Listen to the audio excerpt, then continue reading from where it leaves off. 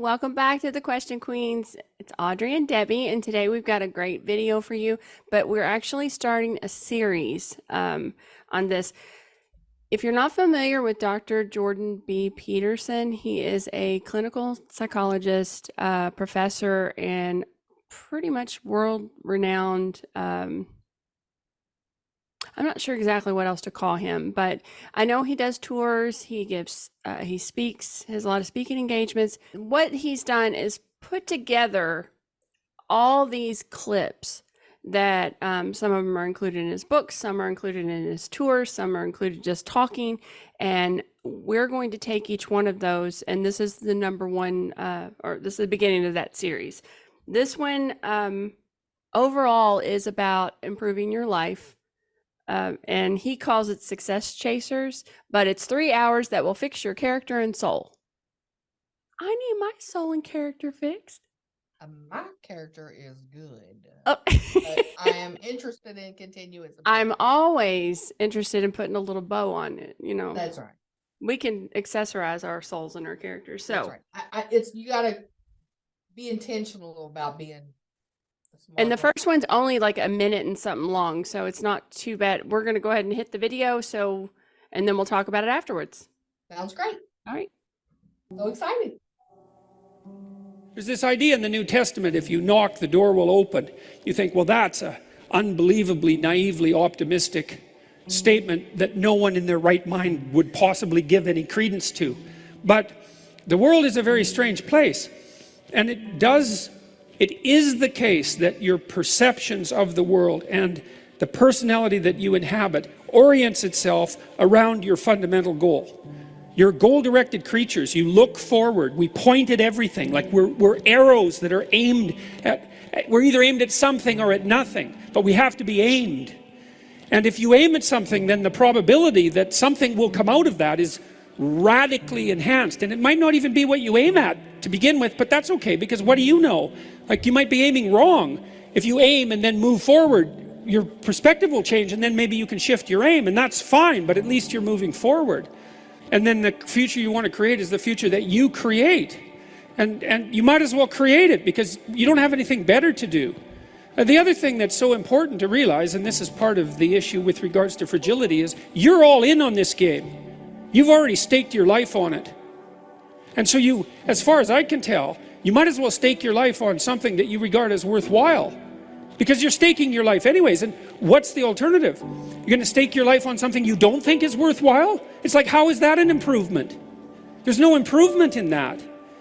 And so if you want to plow a better pathway forward, then get out the plow and start working it. And that works way better than it works way better than you would think.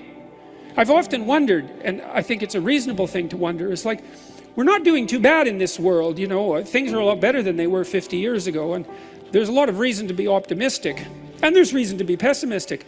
But you know, it's not like we're all in making things better. We're maybe 60-40 or 65-35 or something like that, each of us individually and then also collectively. You wonder what would happen if we were all in, just how much better we could make things. I love it. So I love it. And as he's talking about it, and I think when he was getting to about how farther we could get if everybody tried to be intentional and think positively. If you've ever been in a canoe with people, the goal is clear. We're going to paddle forward. But if you got a couple people that aren't paddling, or some people that are doing it backwards, it's easy to mess up the whole thing. And you can paddle, and you're doing exactly what you're supposed to do, but that canoe's probably not going to go where you're trying to go. So as far as group effort, for sure, you know, and I also think of, well, I'm on the ships today, about if your course correction, that if a ship is just a little bit off from its goal, it can end up far, far, far away from its goal. So you constantly have to be checking and course correcting. I'm doing like this. You're going to veer off the course, and then you got to straighten it back up. And you do that, you got to be intentional about that. If you just jump on the boat and be like, okay, I pointed it that direction, let's see what happens. Even driving a car, as you're driving your car, you're always adjusting. I think my favorite part out of all of that was I think there's a lot of people it's that really wonder about their purpose in life. Like that seems to be the number one question that people ask. Why am I here? What's for What's dinner my is the number purpose? one. Or do you have any gum? That's the number one. But when they do think of life and what they're here for and what are they supposed to do with their life, or what do you want to be, or what do you want to do? And I think a good majority of people don't ever answer that question, and it just kind of reveals itself to whatever happens in the atmosphere that you're in. And what I loved about, instead of just letting it happen, because you are staking your life on it. It is your life. It's the only one you Time is have. clicking either way. Yes. Get up and do something. Pick something. And even if it's, you know what, I think I want to be a chef. I'm going to put all of my focus, attention, and energy towards being a chef. And then I find out really quickly, I do not want to be a chef. I That's don't. all nights and weekends and standing on your feet. No, thank you. Exactly. But that also allows you to grow as a person and gain perspective on, okay, I didn't like this about it, but I love this. So just get up and do something. Pick something and go for it. Well, and that is one approach for sure. And if I had Bezos money and could give money away to other people, what I would give them money to do is explore their interests. That so many times, if your dad's a shopkeeper, the reason why you become a shopkeeper is because that's what you know. And if your dad's a preacher, you become a preacher because that's what why you know. would you need Bezos money to do that? You don't. We all I don't need it for me. No, but I would like to offer to the world. But the people don't need it. You don't have to have, like, all the opportunity that you need is all out there. So what I'm saying is that there are opportunities and jobs and purposes that you don't even know anything about. But that's on them. That's what he's saying. If you get out there. But if I had Bezos money, it could be on me.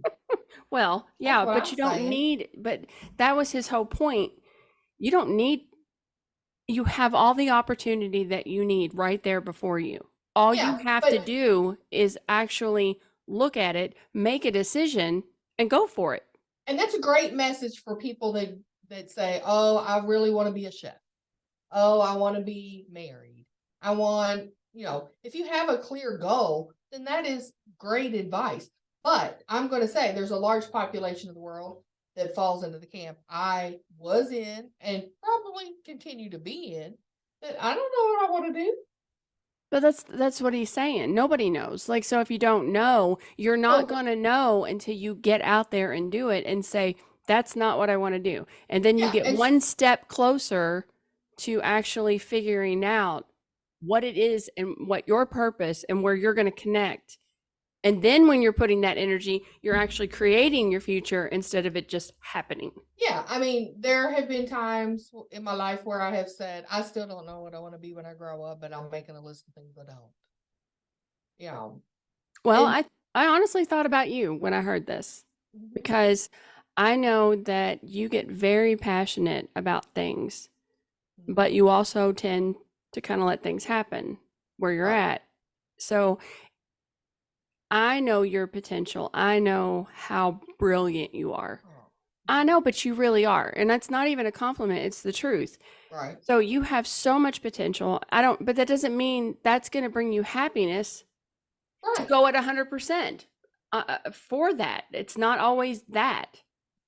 That's exactly right. And to go at 100%, we're aiming at something. What is it? So what I would say in my case, I am aiming for things, but I'm only willing to go 10 miles an hour because I'm not exactly sure where we're going. Right. And so I'm not willing to floor it and accelerate. I would love to see what Audrey looks like where she did say I've decided I want to go this route. This is what my goal is. This is what my purpose hard, is, and though. this is what I want to do, and see what that actually looks like in you.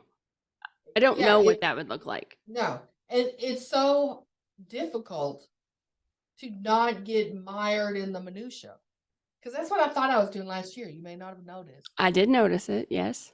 but I was trying really hard at a couple things, and but I'm so mired in the minutia. There's so many check marks that got to be made and tasks that have to be done that I don't get to do this big idea. And so I don't know what that means. I don't either. So how do you continue to go towards that big idea and not get caught up in that? I don't know. I don't know. And Yeah, maybe we've got a I don't know whole for bunch. sure. We got a whole bunch And of chapters that we're going to do, yeah, and maybe that's going to help. I don't know. maybe we'll figure it out. I also like I really don't want to believe in horoscopes and astrology, but there's some things. There are some things. And so as a Capricorn, my whole life, every time I read about a Capricorn, I hit it, hit it, hit it, hit it. I am a Capricorn. Except there's one thing that I was always like, yeah, no, that's not me. And it would say Capricorns are fiercely ambitious. I'm like, no, I'm not. And then about 10 years ago, I thought, wait a minute, maybe my ambition is to lead a peaceful life. In which case, I am fiercely ambitious about having a peaceful life. So sometimes what people think should be my big goal, if it gets too messy, too loud, I'm just like, oh no, this doesn't serve me anymore. And I think that's perfectly valid. I really do. Exactly. And so it's not right or wrong. It's just that's what we're dealing I with. get you. All right, well, that's the video. Let us know what you think in the comments. And if you haven't hit the subscribe button, please do that now, and the like and share and all the other buttons.